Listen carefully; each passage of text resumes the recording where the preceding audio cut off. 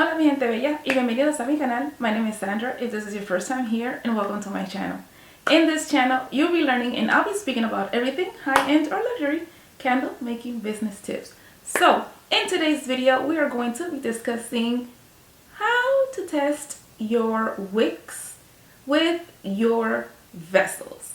So we're going to be discussing 10 steps, and I'm going to be discussing it first, and then I'll probably put in some clips of what I'm talking about, and I'm also probably maybe, I'm not sure if I'm going to have it all at the end so you guys could see it from beginning to end. So let's get on with today's video. Step number 1.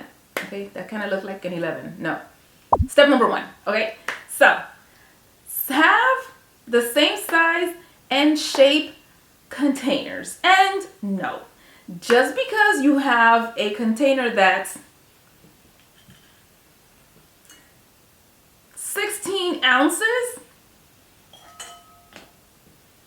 and another that is 20 ounces, they're the same shape, yes, but they are not the same containers. Why? And even if you pick these two containers and you add 8 ounces of wax here and 8 ounces of wax here, and then you're like, yeah, that's gonna probably work. So you add the same exact wicks to these two containers, and then you're just like, yeah, they're gonna work the same. And then you test them and they don't work. And then, or you just sell it just like that. So then you're like, how come they're not working? I use the same amount of wax in both. No, that's not how wicking works. And even if you sell it without testing it, and you're like, yeah, it's gonna work because you put both 8 ounces of wax in both of these, and you just sell it without testing, you're gonna get an angry customer. You're gonna get like, ma'am, this does not work. It's not working for me. They're gonna complain, and you don't want that. So even if you make those two jars with the same amount of waxes, and you're thinking that because it is equivalent to having the same size wax in them, that you're going to use the same wick, it's not going to work, and I guarantee it. Having a 16 ounce jar and trying to add the same wick to a 10 ounce jar or a 20 ounce jar because you use the same amount of wax in each of them, it's not going to work. So don't do that. You want returning subscribers, you want returning customers, not angry ones. So I know that testing is tedious and somewhat product wasteful, but testing is unavoidable. And even though it worked for Sally the candle maker over there, I love Sally, she's the best, but because it worked for her, it doesn't necessarily mean that it's going to be working for you, even if you guys have the exact same vessels and wax. Just make sure that you do your own testing, because you want to know exactly what you're looking for, and plus you need to be acquainted with candle making. And just doing what someone else is doing or Sally is doing is not going to help you. Trial and error works best when you're testing your own products. Anyways, I kind of went on a rant there. Getting back on topic. The diameter of each jar is different, and wicks are measured based on the diameter of the candle vessels. So the diameter of a 10 ounce candle jar will be completely different from a 2, 4, 6, 8, 16 or 20 ounce jar. However, there are exceptions, and that's when that's actually based on the actual manufacturer's advised dimensions and jar shape. Why? Because there are jars that have irregular shapes. such as the apothecary jars. Apothecary jars, yes, hold on. Okay, this will be an apothecary jar, and you could tell because it looks like an apothecary jar. I don't know. Anyways, it has like a small rim here and even smaller neck size, and then here the midsection will be a lot bigger. So this is an irregularly shaped jar that has 3 different shapes just in one jar. So how do you measure the diameter of this candle vessel? So the easiest way is to just go on the website that you purchased this vessel from, and then just go ahead and look at the actual manufacturer's dimensions, and that'll be the easiest way. But if you want to be 100% sure, or you didn't purchase it from a manufacturer or a candle supply store, then you could get your own measuring ruler and measure the widest dimensions or widest part of the actual candle, which would be the bottom part, because it's a lot easier to measure that as opposed to measuring the middle, because you really can't go inside. And this is not how you measure, by the way. You're measuring the diameter, and the diameter is the entire circle of the jar. So you measure from one end to the next, and that's how you know the diameter of your actual vessel. So yeah, don't measure from the top, because the top and the bottom is completely different. And if you're measuring if you're going to get a candle wick and you're only measuring the top, then when it gets to the bottom, it's not going to reach a full melt pool, because you got a wick that only measured from the top dimensions of the vessel. So don't do that. Measure from here, not from here. If you have an apothecary jar, or if you have an oddly shaped vessel. Other vessels, such as this one, will have probably the same size from the top to the bottom, but it's always better to measure from the bottom, because obviously the bottom is usually the biggest part of the vessel and not the top. So yeah, do that.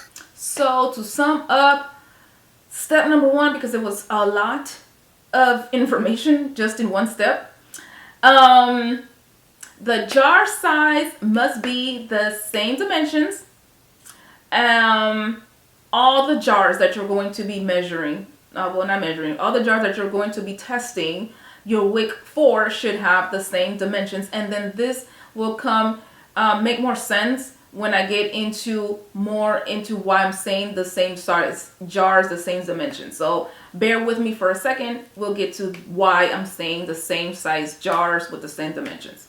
As a matter of fact, if you purchase a box of 10-ounce jars, then all the jars in that box are considered the same dimensions, because they obviously are the same size. So if you're going to be testing your wicks, make sure that you use the same exact ounces of containers, not ounces of wax, if that makes any sense. So you are going to be testing the wax itself, but you're testing primarily the actual vessel size and not how much wax you have in your vessels. Hope that makes sense. I hope so, because it makes sense to me. If it didn't make sense, let me know in the comments down below. I'll explain further, but I believe it makes sense. So anyways, if you like this video, since I'm on this, hit the like button. And if it makes sense to you so far, comment down below if you understood what I'm trying to say. Okay, so let's move on to the second step. Pick a wick series you want to test. And there are a lot of wicks out there, but these are the ones that I'm going to mention are the ones that I have used in the past. So you pick HTP, LX, Eco, CD, CDN, wood, zinc, or any other wood, other wicks that you want to use, but these are the ones that I know of and the ones that I have used in the past. So now this part right here is highly up to you which wick series you want to choose. However, as I mentioned in my previous video, what you're not going to do and things you should be doing for your as a beginner candle maker, or how to get stronger smelling candle video. And a lot of my other videos, I have mentioned this, and also I have mentioned this in my candle making business hacks books, which I will have listed in the description box below, so you could get your free copy, or you can purchase it on Amazon for $5.99. And the videos, I'll also link them up ahead in the cards above and in the description box below, so you guys go ahead and see that if you have not seen those videos, which are good if you want to know about how to make your candle smell stronger and things that you should not be doing in your candle business as a beginner. So anyways, I mentioned in those videos that CD and wicks work best with natural waxes. CD and eco wicks work best with soy waxes. LX and HTP wick work best with paraffin and paraffin blend waxes, and wooden wicks work best with natural waxes and waxes that contain a small amount of paraffin. This again is my own opinion, and this has been tested by me. This is not the rule of thumb, and is based on my own experiment, and this is what I have concluded. So if it works for you and if you have done this, then that's awesome. But I'm not telling you that you're supposed to go by these rules, but this is what I have came up with based on my testing. Okay, so step número 3.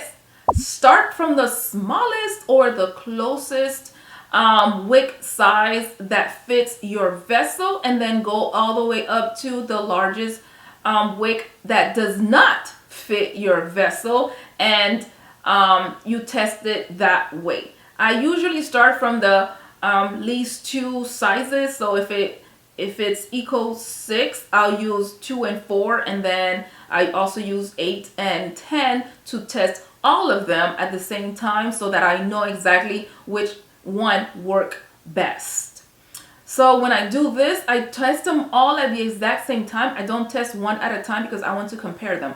And also, if you don't really know which wick size works best for your candle vessel, then I suggest to go on candlescience.com, and they have a very good wick selection guide that you could go ahead and compare your wick and your vessel. It gives you step-by-step instructions.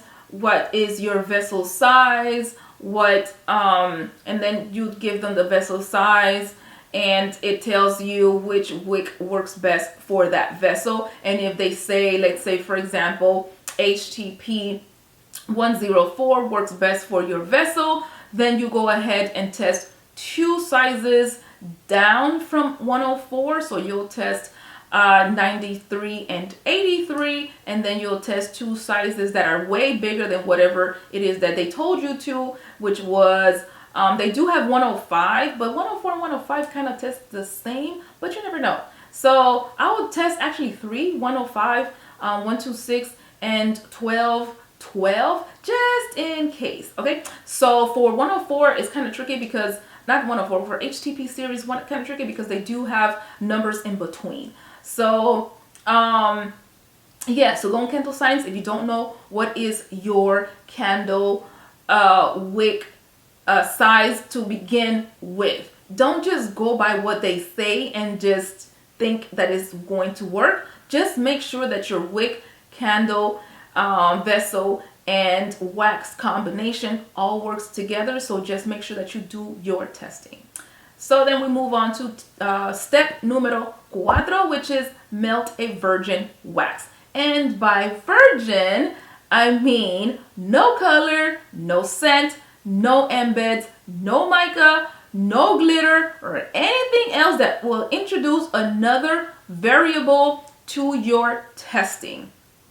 So you're only testing your vessel wick combo. So basically a plain old wax is great. Either coconut apricot, cocoa soy, cocoa paraffin, beeswax. paraffin plain, soy plain, palm, or any other wax you want to use for that vessel for your line. Just a plain white or opaque or whatever color that wax naturally comes. That is what you're going to be testing your vessel and wick combination. So the wax that I'm going to be using in this example will be cocoa paraffin, and the reason why I'm using cocoa paraffin is because I use two. I use cocoa paraffin and I also use cocoa apricot wax. But because I had leftover cocoa paraffin wax, and cocoa paraffin is a lot cheaper than cocoa apricot, so I decided to use that as my testing. Plus I'm going to be using cocoa paraffin for this container, so that's why I used cocoa paraffin as opposed to cocoa apricot for my testing in this vessel. So step number five, wick all your jars and label each jar with the wick series you choose. And for this example, I'm going to be using HTP wicks, since I have a lot of HTP wicks, so and I love to use HTP wicks, and since I'm using a paraffin blend wax, that's why I'm using HTP. And I find that HTP performs very well with cocoa paraffin, so that's why I'm using that's why I'm using HTP wick for my testing, and so I could show you guys exactly what I'm doing. I actually did this testing beforehand, and as I was actually going through the whole motions, I had already did everything, and I was up to the point to light up all my candles, and then I was like, why am I not filming this? Like, I should have filmed this. So this is why I'm making this video, and starting all over actually, because I had already did all the testing, and then one of the candle vessels broke, so then I definitely had to do it over. So yeah, so technically some of the clips will be from my previous wicks, so you could tell by the HTP series numbers that they're written differently from the new one that I'll be showing you guys in the video. And also I wanted to let my candle cure before I actually started testing, so it's a good thing that I actually already did it previous, because then I wouldn't have something to show you guys. Anyways, step number 6, pour the wax into the vessel. Some candle makers will make a hole and use the same jar with the wax to test different wicks. Then remove the wick, let the candle solidify again, then make a new hole and add a new wick, and then keep doing that until you get the right wick for your vessel. But I don't really recommend that, because if you're a new candle maker, you don't really know what you're looking for, and you won't be able to compare the vessels with the wick combination and how they perform, especially if you don't know how it works with fragrances.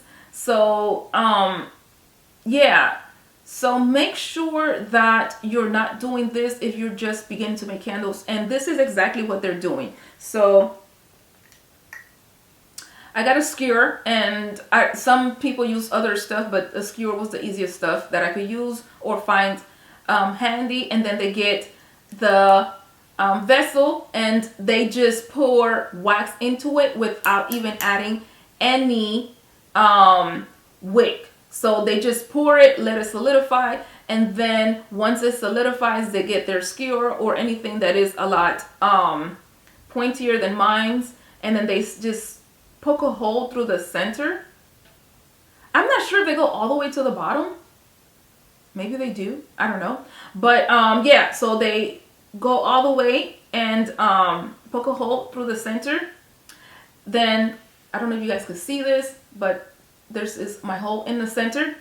Hopefully it's in the center. Oh, this is definitely not center. But anyways, this is what they do.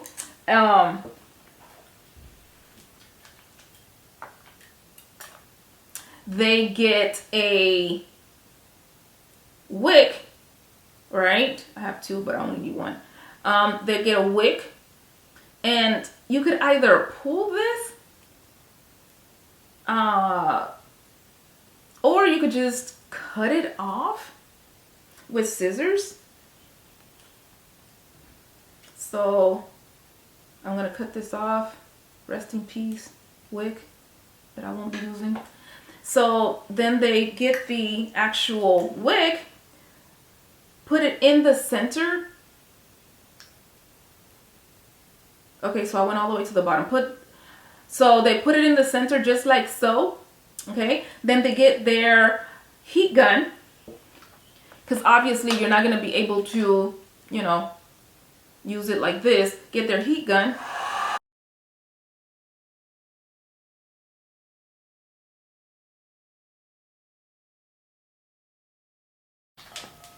Put this down. And let me see if I can show you guys. Okay, it's still kind of melted, so if I tilt it over, it's gonna like probably spill a little bit. But this is exactly what they do. So then they wait until this solidifies, and once it solidifies, they cut the wick down. They cut the wick, cut it, and then they light it up and see if this wick works for this vessel, and then they repeat the process all over again. So then they see how it works, they probably jot things down, then take it out, and then add another one, another number to whatever they use, this one, and then I use 72. I know this 72 is not good for this vessel because this is way too small, but then they'll use 73, cut it, do the same thing, and then keep repeating themselves up until they find which wick works best for this vessel. I do not recommend doing this if you are starting to make candles. I like to have a roll of candle wick and vessel combination with wax so that I can compare to see exactly what I'm looking for, how each of them perform, and I could look at HTP 73 and be like, well, this kind of looks okay, but HTP 126 looks a lot better. So then you could look at them in a sequence and see which one works best for that vessel. On that same note, if you do it this way, say for example, you had already bought 100, because they come 100 per pack, unless you get the testing one, which is the sample ones, and those will just come with maybe a few, maybe 3 to 4 or maybe 10, I don't know. And if you do that, then you will be able to see, okay, since HTP 126 worked, but HTP 104 also worked, but it didn't work as well as 126. But as a backup, you could see that 104 can also work for you. So that's why it's good to test all of them in sequence at the same time, so that you could be able to compare and contrast and see which one worked best, which one worked okay, and which one definitely didn't work. So make sure that you're doing it this way so that you'll know exactly which one works for your vessel. Okay, so step number 7. Now you come to where you place the candles in a row with enough space in between each of them, so that when you're starting to burn your actual candle, the heat from the other does not affect or influence the way that candle will burn.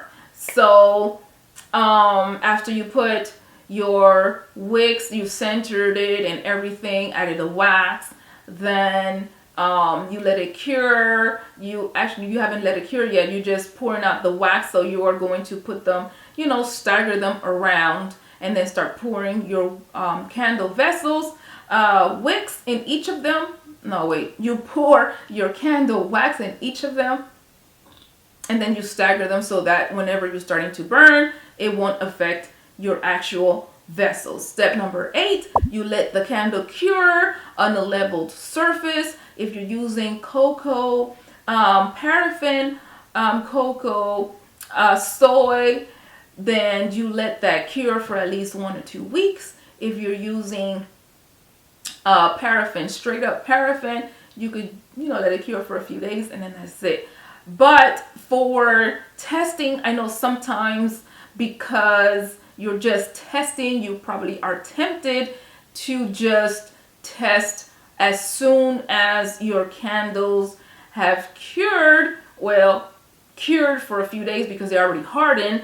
But I recommend just waiting the allotted time that you are going to use your candles, sell your candles, because so you can have an accurate and proper number of variables. So you'll know exactly that, okay, so I waited 2 weeks, so I'm going to let my actual candles that I'm going to sell cure for 2 weeks, and you're going to test it for after 2 weeks so that you'll know exactly that it does work after 2 weeks. So then you let that cure, and then you come back to your actual vessels. Step number 9 is to light up the candles, and then step number 10 is to document your findings per wick, size, and what's going on for each wick. Because if you don't do this, you're going to forget. And even though you know exactly that HTP 126 worked for that vessel, you want to make sure that you know exactly what you're looking for. So make sure that you are jotting everything down per wick, per vessel, and so that you know exactly how it is performing. If you let it cure, if you let it burn for how many hours, after how many hours, how did it look? And yeah, so make sure that you are testing all your variables at the same time. By variables, I mean your wick and vessel combination at the same time, so that you know exactly what to look for and how you're comparing and contrasting those different sizes based on the wick, wax, and vessel combination you have chosen. So I'm going to now show you a clip of everything that I did so you guys can see exactly what I do when I'm testing my candles, and then we'll get together again and see how each of those performed. Now, I did not test the new ones because, again, I have not let the candles cure yet. It's only been about a week since I've did the candles, so I'm waiting at least for 2 weeks until I test them again. So I'm just waiting for that, and then I'll come up with my findings and let you guys know exactly which one worked best for the apothecary jar. So let's get to it.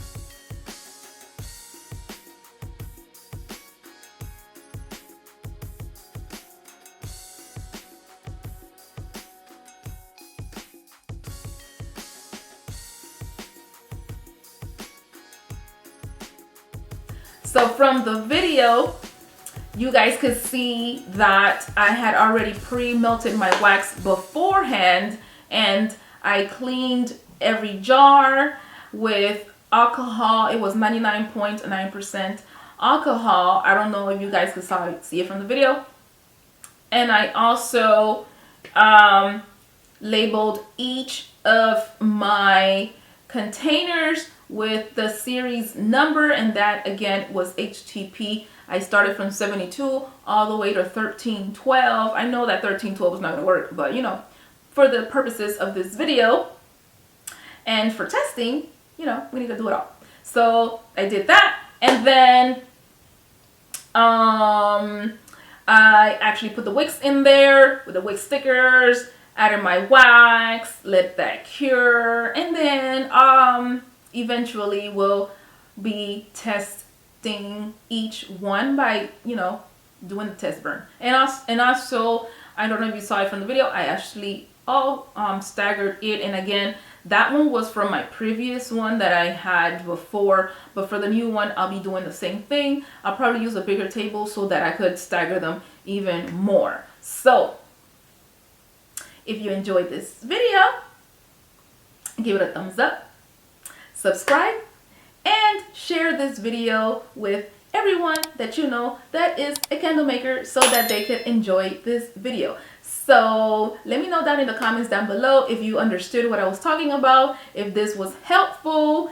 and if you want me to do another video based on my findings on the actual burn testing. And this will be, I guess I could do it, it'll be my testing or burn pool, or testing the burn pool. I gotta find a new title for this. Anyways, so yes, let me know down in the comments down below. Don't forget to like, comment, and subscribe. I just said that. And hasta la próxima. Bye, mi gente bella.